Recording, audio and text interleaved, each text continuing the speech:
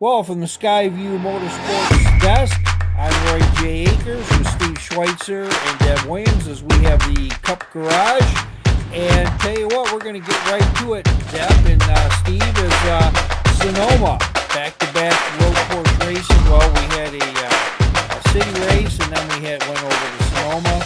But anyway, SVG, nonetheless, he sweeps both races. Any comments starting right off, Deb? Well, I think that was expected, simply because he's such an excellent road racer. He's definitely given a headache to the other NASCAR Cup drivers, the three of the last 5 weeks. But, I think they will figure it out eventually. But when you've only road raced as long as he has in his career, it only stands to reason that he's going to be an expert at it. Steve. Well, there's no doubt he's an incredible talent behind the wheel on a road course, and it's set up some real interesting scenarios with regard to the playoffs. He currently has the third most playoff points, one ahead of Christopher Bell, who also has 3 wins this year. So he's sitting in a real good spot, and if he can pop another win at Watkins Glen, man, he might be set up to cruise right into the round of 8. And so the dominance of SVG, he leads 97 of 110 race laps. Only 6 drivers led this entire race, and there were only 12 lead changes. But what's interesting for SVG so far this season is, though Steve, you have recited those stats, he has the 3 poles, but he's only averaged 25.3 in the starting grid, including all the races. So he's got all those poles on the road courses, but the rest of them have been kind of a struggle for SVG. And now we're going to go back to Dover, and that's going to be very interesting. Anyone have a comment? Well, I think the fact that yes, he needs to progress on the ovals, and he knows that. But when you look at the way he started the season and where he is now, you can see that he is learning and gaining on the ovals. You take the first 4 oval races in the season, and he averaged a 30th place finish. And now you go to the last 4 races or last 4 oval races that he's had, and he's up in the 20th. See, I had it figured up here just a few minutes ago. His average finish now is 24.5. So, and that doesn't include his 14th place finish in the Coca-Cola 600. So he's getting there, and he's actually driving in the Summer Shootout Series here this year at Charlotte to get more experience on the quarter-mile oval. Steve. Yeah, he's got to improve his performance on the ovals for sure, long term. But if he takes, well, he's got 17 playoff points right now. If he takes 22 or 23 of those into the first round of the playoffs, all he's got to do is, essentially avoid a last place finish, and he'll probably cruise through the first round. Then you got the Roval in the second round. And, that'll be a huge opportunity for him. So seeing him in the round of 8 during the playoffs, I think, is very realistic. Now, what happens after that? It's all Rovals, for the next 4 races. That may be a challenge for him. But I expect him to go far this year. Well, what's interesting about that is the playoffs start at Darlington, and Darlington's his favorite oval, which I find very interesting because a lot of drivers don't like Darlington, and it's SVG's favorite. So he starts the playoffs with his favorite oval, and then, as you mentioned, he's got the Roval in the second part. And then this year, we actually have Talladega in the segment that's going to determine the final or the championship 4. So there's no telling what would happen at Talladega. You've got Las Vegas, Talladega, and Martinsville. So there's a possibility that he could even do well at Talladega and move on. And with that, it's interesting your comment too, Steve, because remember just 2, 3 weeks ago, you had a great point where you're talking that after he only won Mexico at that point, that if the right scenario had come up, he could be knocked out even with the race win with points. But now with the 3 wins, obviously that's not the case. But You have been listening to the conversation of Deb, Steve, and myself. You struggled early on in the season. Well, now those days are over. I think your racing prowess has progressed. How do you feel as though your season has turned out? Obviously, with the wins, but you still know you're a work in progress on the ovals. Yeah, it's weird. Like we were coming 50th, it felt like, but it wasn't complete end of the world. I felt like I was getting better as a driver, getting closer to my teammates and starting to match what they were doing, and you could just feel that we were better than what we were. It just had to sort of click. And yeah, the last month and a half, 2 months, we've really started getting better, the 88 car, and then also the team as well. We've really started getting better and better. So yeah, it's 4 wins for us now as a team, and it's been an amazing turnaround for everyone. And yeah, I'm not under any illusion we're going to go out next week and win, but I'd like to keep that progression going and keep starting to build towards the midfield and then the top half of it. But taking a look, I think that he's kind of nailed his own progress and that he knows he has to get better. Any final comments before we turn things over to a race this week at Dover? Well, one thing that I thought was very interesting, some of us had a in-person media availability with SVG before the Sonoma race, and he revealed then that his dad rally raced. And I thought that was interesting. And he also said he raced sprint cars in the late 1990s. But he said, unfortunately, he hasn't been able to come to the United States this year to watch him race because of blood clots in his legs. But that's the first time I had known of SVG's father racing. And so with that, on the other side of our break, we are going to take a look at Dover, and we're going to do that for you now. Who is the most likely one to succeed? I'm really feeling hurt. What's the question, dude? Dad was larger than life. I don't know, I just look up to him so much. He raced to get his dad's attention.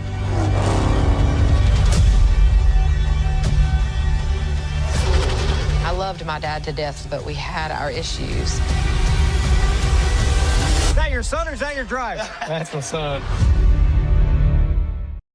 With me, we have Deb Williams from ROE and also Steve Schweitzer from the Lasco Press. I'm Ray J. Akers with you from SkyViewSports.net. Dover, it's, I think some of the drivers like Denny Hamlin can hardly wait to get to a racetrack where they get to make left turns.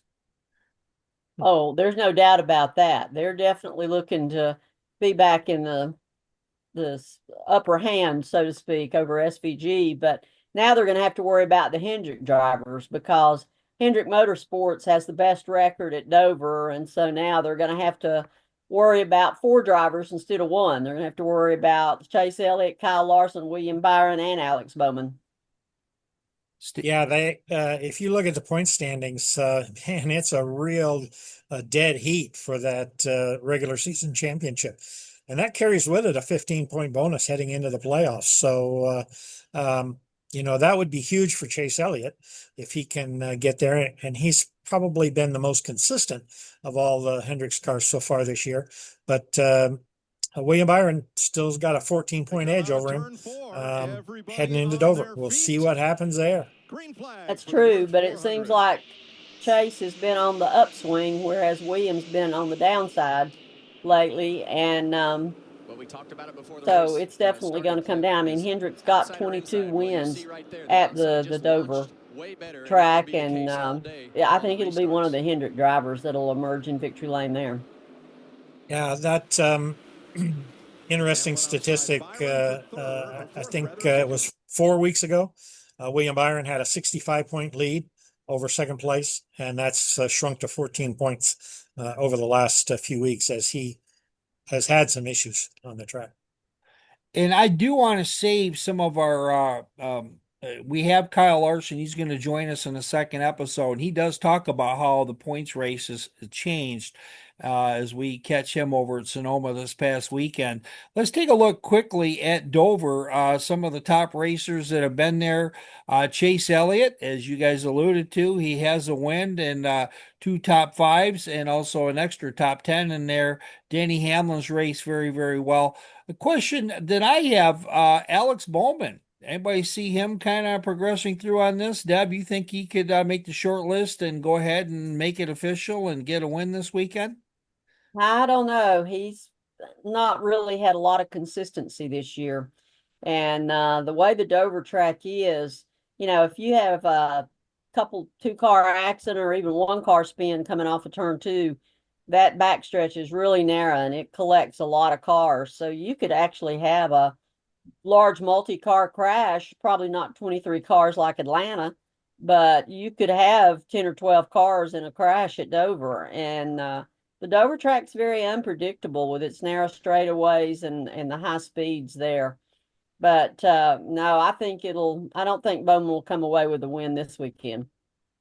Well, I like your comments there, Deb, because they talk about Atlanta, Talladega, Daytona being, wild cards. Anything could happen.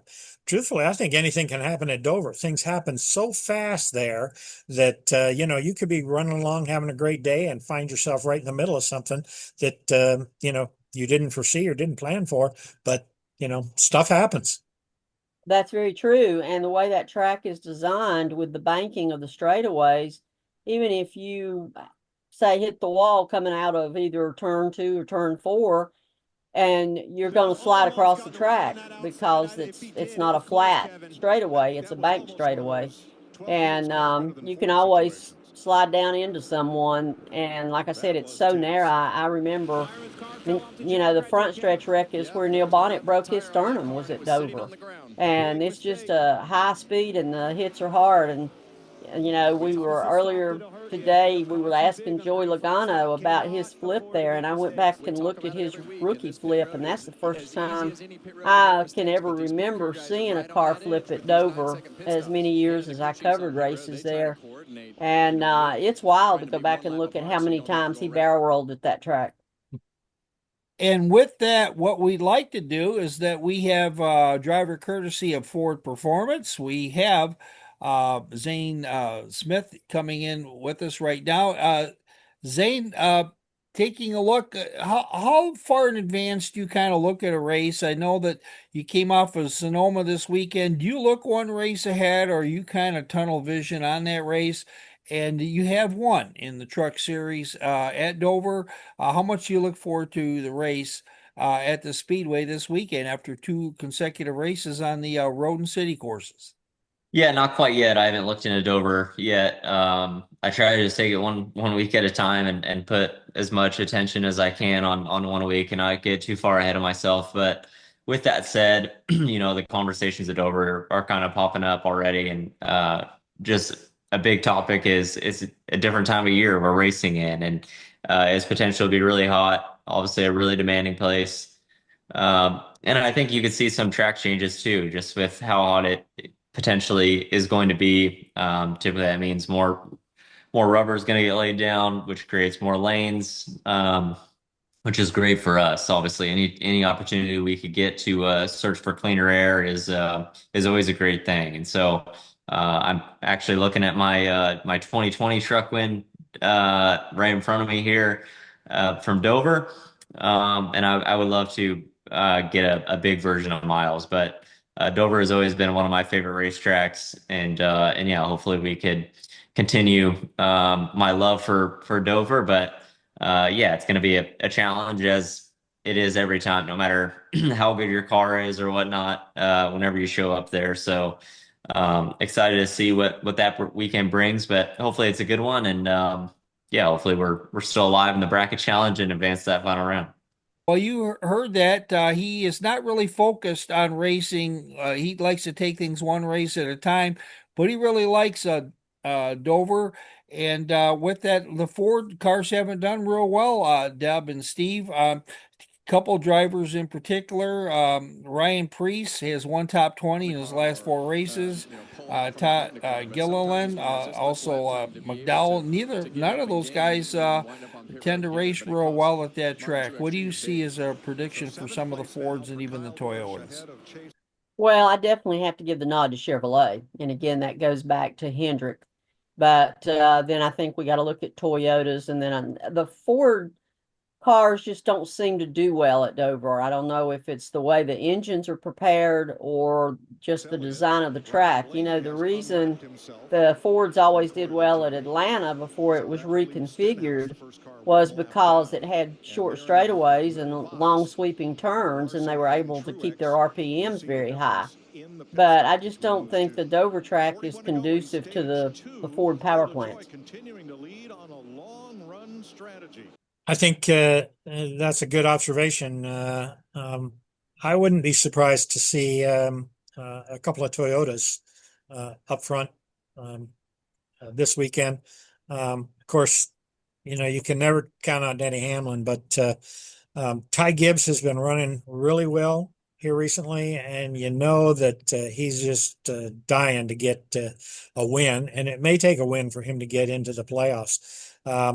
As far as the Chevrolet drivers, one thing I can almost assure you, Carson Hocevar is going to be involved in some sort of incident over the weekend. And so everybody's want to tune in and find out who he hits next. But also Joey Logano's making his 600th start this weekend at Dover. And I know that he'd love to put the Penske Ford into victory lane. But we'll see what happens. And I think that let's go ahead and call it a wrap for this particular episode. Any final predictions of anybody who's going to win this race this weekend, or are you still work in progress on who might come out on top? Well, to pick up with what Steve was talking about as far as Toyotas, I've got to give a nod to Tyler Reddick there. I think he's just, he's teetering on the verge of getting a win, as is Ty Gibbs.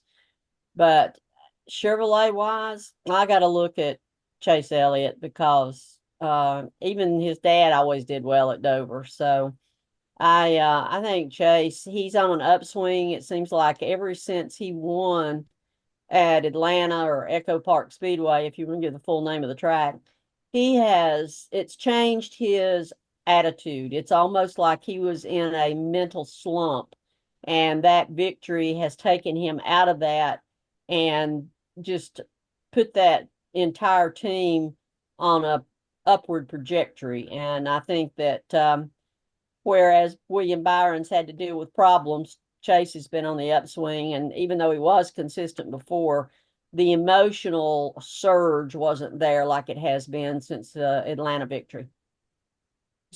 I like Chase, but I think it might be Chase Briscoe this weekend. He'll be on my fantasy team. Chase Elliott will be there as well. So, that's a couple of individuals I think to watch.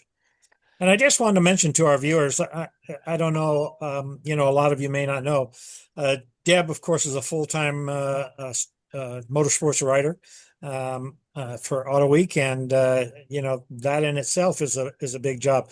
But she's also the current president of the National Motorsports Press Association, and that's a job that comes with, I'm sure, a lot of headaches, Deb. And we certainly thank you for taking the time to check in with us today and sit down and give us your thoughts about Sonoma and Dover. We appreciate it. Thank you. That's very kind of you, and I appreciate you having me. So let's call a wrap for our first episode. We're going to come back for our second one in just a little bit. For Steve Schweitzer of the Lasco Press, from Deb Williams of Auto Week magazine, I'm Roy J. Akers of Skyview Sports, and we are going to be talking to all the drivers coming up, and that's in our next episode. And that's next. To know where to go and make up time. And look at what happened there with Suarez. He did not fight Larson at all. Was it because Larson was the second place car? Might it be that Hamlin's in a Toyota? Larson, like Suarez, is in a Chevrolet. Yeah, absolutely. I mean, that Toyota Chevrolet thing, that is real.